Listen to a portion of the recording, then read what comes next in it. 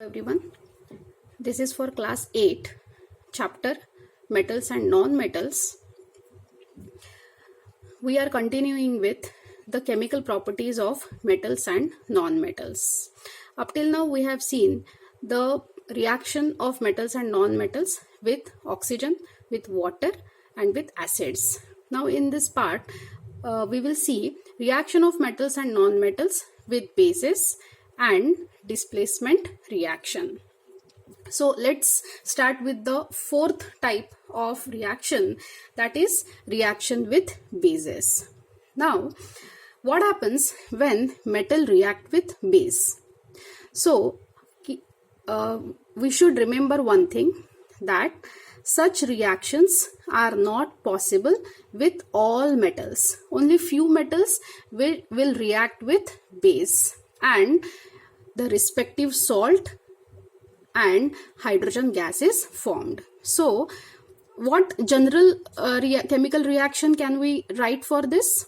Metal react with base to form salt, that is respective salt, metal salt, plus hydrogen gas is produced.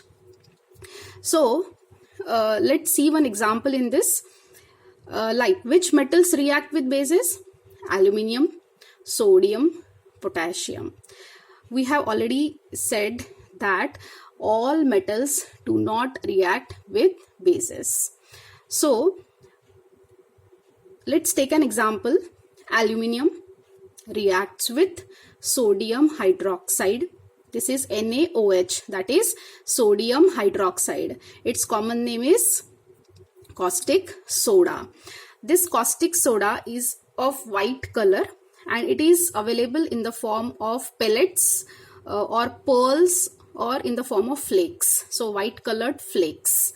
So we are making solution of this sodium hydroxide. That is, we are taking the flakes of sodium hydroxide, 3-4 flakes of sodium hydroxide and adding water to it. So it becomes solution of sodium hydroxide. So what happens when aluminium reacts with base, that is sodium hydroxide in this case, it forms sodium aluminate. Sodium aluminate formula is NaAlO2.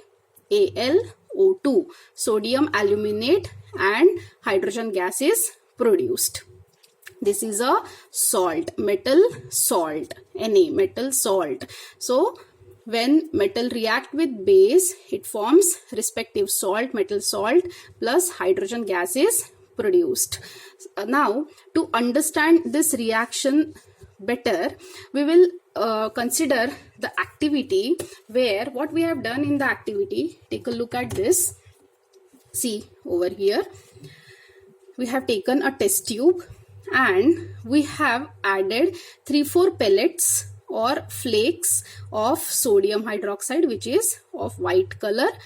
We have taken in the test tube and added little water to it. So, and we just shake the test tube. So what happens? A solution of sodium hydroxide is formed, which is a base.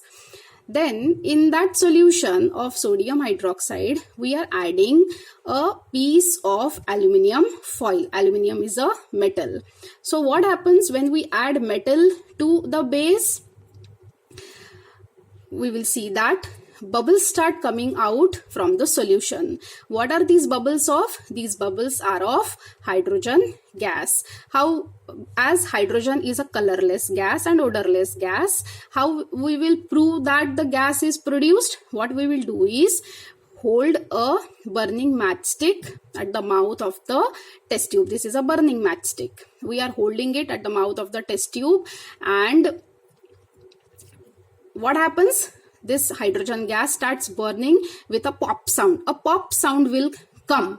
So what does this pop sound indicates? That the gas produced is hydrogen gas. So what is happening in the reaction? See the reaction. Aluminium, which is a metal, reacts with the solution of sodium hydroxide. I am writing NaOH plus H2O. So this overall becomes the solution of sodium hydroxide and sodium aluminate is formed along with the production of hydrogen gas. So Same reaction is possible with zinc also. Zinc, which is a metal, reacts with sodium hydroxide and sodium zincate. Just like sodium aluminate, sodium zincate is produced along with the production of hydrogen gas. So what reaction we will write for zinc and base? So zinc Zn plus NaOH, which is sodium hydroxide, which is a base, reacts with each other to form sodium zincate. Formula is Na2ZnO2 plus production of hydrogen gas. So I hope it is clear that when some metals, not all metals, when some metals react with base, respective salt, these two are salts, sodium aluminate, sodium zincate are salts, and in both the reaction hydrogen gas is produced. Then what about non-metals? So when non-metals react with bases, what happens? Take a look over here. We will write the general equation as non-metal plus base produces respective salt, just like metals, salt, but in this case water is produced. In case of metals, hydrogen gas is produced. But when non-metals react with bases, salt and water is formed. As these reaction of non-metals with base is a bit complicated reaction, so these are not included in our course. These you will be studying in further classes or higher classes. So this is very simple. Non-metal reacts with bases to form salt and water. Okay.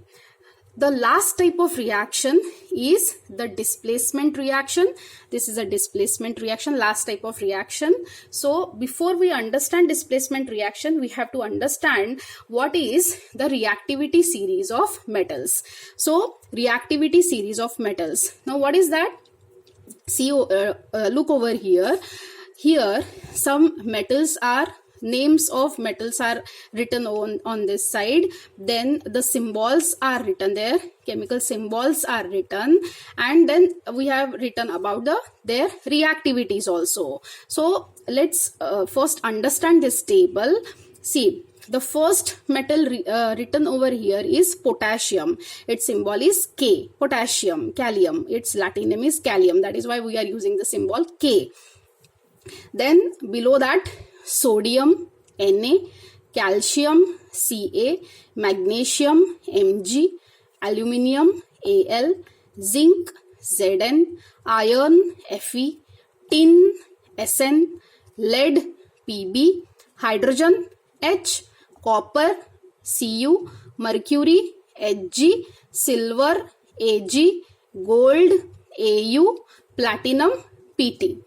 So this is the order. Now if we see over here, in front of potassium, what is written? Most reactive metal. What does that mean? Potassium easily reacts with most of the chemicals. Then below that, sodium. It means sodium is less reactive than potassium. Then in this way, the reactivity of the metals goes on decreasing as we move from this potassium to platinum, which is the last metal. Here in front of platinum, we have written least reactive metal. Least reactive metal means it doesn't react with anything easily. We have already seen in the previous type of reactions, like reaction with water, reaction with oxygen, then acid, bases. We have already seen that these two, gold and platinum, which are also called as noble metals, they do not react with oxygen, with water, with acids, with bases, nothing. So that is why they are kept at the bottom of the reactivity series. That is why it is written over here, that is these are less reactive metals. So this is about the reactivity series. Please memorize this chart or this table, it will be very easy for us to understand the displacement reaction once we know the reactivity series of metals. So at the top potassium is there and at the bottom platinum is there. One more thing, here we have written hydrogen also. Why we have included hydrogen over here? Because hydrogen, even though it is a non-metal and we are talking about reactivity series of metals, why hydrogen is written? Because hydrogen is reactive, mostly reactive. That is why it is, and it is more reactive than these metals. Which metals? Copper, mercury, silver, gold, platinum. That is why we have included this hydrogen in this reactivity series. Okay, now what is the reactivity series of metals? Let's understand that first. Let's see the definition of reactivity series of metals. What is the reactivity series?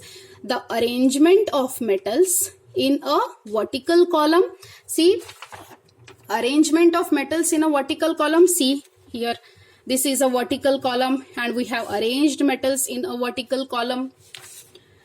In the order of decreasing reactivities is called the reactivity series of metals. We have arranged metals in a column and that too in the order of their decreasing reactivities. That is, this is decreasing reactivities. That is, the most reactive metal is written at the top and the least reactive is written at the bottom. That is the meaning. So this is the definition of reactivity series of metals.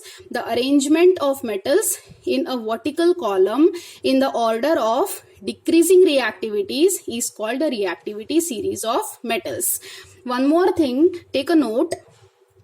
In any reaction, we are going to study the displacement reaction. So in all those reactions, a metal can replace another metal if it is placed above the another metal. It means, let's try to understand this. It means that if we talk about zinc and copper,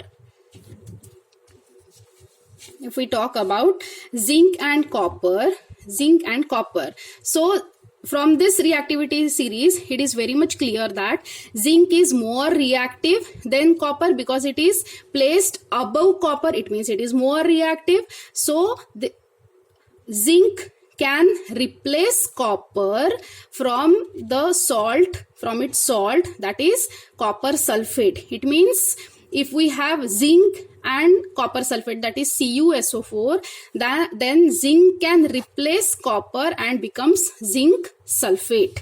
That is the meaning. One more thing, if we talk about aluminium and zinc, if we take an example of aluminium and zinc, as zinc is below aluminium, it means aluminium is more reactive than zinc. It means aluminium can replace zinc from its salt, but zinc cannot replace aluminium from its salt. Reverse is not possible. More reactive metal can only replace less reactive metal. We will try to understand this with the help of some examples, so it will be more clear. Okay, let's see some examples of displacement reaction. Okay, look over here. See, metals. First we will see this for metals and then for non-metals. Displacement reaction. Now, what is the reaction? Copper sulfate, CuSO4 plus Fe gives iron sulfate, that is FeSO4 plus copper. Now what is happening in this reaction? See, from the reactivity series, you can just have a look at the reactivity series. Please write down all the things which have been shown so that it will be very easy for you to study. Please prepare notes also. So copper sulfate plus iron gives iron sulfate plus copper. See, if you take a look at the reactivity series, then iron is placed above copper in the reactivity series. It means Fe is above copper. It means copper is less reactive. Fe is more reactive, and we have already seen that in the displacement reaction, more reactive metal can replace less reactive metal from its salt. That is why iron, which is more reactive, it is replacing copper. It just pushes out this copper and takes its position and forms salt. So it becomes FeSO4 plus copper. Similarly, copper sulfate, CuSO4 plus zinc. Now again, zinc is placed above copper in the reactivity series. That is why zinc can replace copper. That is why it forms zinc sulfate plus copper. Zinc sulfate, the color of the solution is, it is colorless solution, and copper is reddish brown, which gets deposited on the zinc strip. It means what? We are taking copper sulfate solution in a test tube, and we are putting a strip of zinc in the solution. So after some time, what happens? As zinc is more reactive than copper, zinc replaces copper and forms a colorless solution, copper sulfate. Initially in the test tube, when we are taking copper sulfate, it is also called as blue vitriol. The color of copper, this color of this copper sulfate is blue. So when the reaction take place, then that blue color changes into a colorless solution, and the copper, which is pushed away by zinc, it gets deposited on the zinc strip. Then copper sulfate plus magnesium gives magnesium sulfate plus copper. Again, magnesium is placed above copper in the reactivity series. That is why it is replacing copper. Then iron sulfate plus zinc forms zinc sulfate. Zinc sulfate plus copper is pushed away. Then again, this zinc sulfate is colorless solution. So in general, we can write AB. This is a salt. That is, suppose A is nothing but, in this case, suppose this is Cu. Cu is A, and sulfate, SO4, is B. So this is a salt plus a more reactive metal. So Fe, in this case C is Fe. It forms, this C will push away this A. C will push away A and takes its position, and it becomes Cb. So this is Cb, and A is pushed away by the C, as C is more reactive than A. So in general, we can write down the displacement reaction like this. Now, is this reverse condition possible? That is, if we take FeSO4 plus copper, is the reverse reaction possible? Is this reaction possible? No, it is not possible. See, no over here. This is not possible. This will not get formed. Why it will not get formed? Because copper is less reactive. It is placed below Fe. Iron is more reactive than copper. So this less reactive metal cannot replace more reactive metal from its salt. That is why this reaction is not possible. Then what about non-metals? Most non-metals do not show displacement reaction. So in non-metals, displacement reaction is mostly not possible. Suppose we are taking potassium bromide, KBr, potassium bromide plus chlorine gas. So bromine, chlorine, all are non-metals. So out of these two non-metals, chlorine is more reactive, bromine is less reactive. That is why chlorine can replace this bromine from its salt, and it forms potassium chloride. That is, this KBr plus Cl2, Cl, chlorine is more reactive. That is why it pushes away this Br, bromine, and it takes place its position, and it forms KCl, that is potassium chloride plus bromine. So chlorine is more reactive than bromine. That is why chlorine can replace bromine from its salt. This is all about displacement reaction. In the next part, we will see corrosion of metals is remaining, and uses of metals and non-metals is also remaining. So that's all for now. Thank you.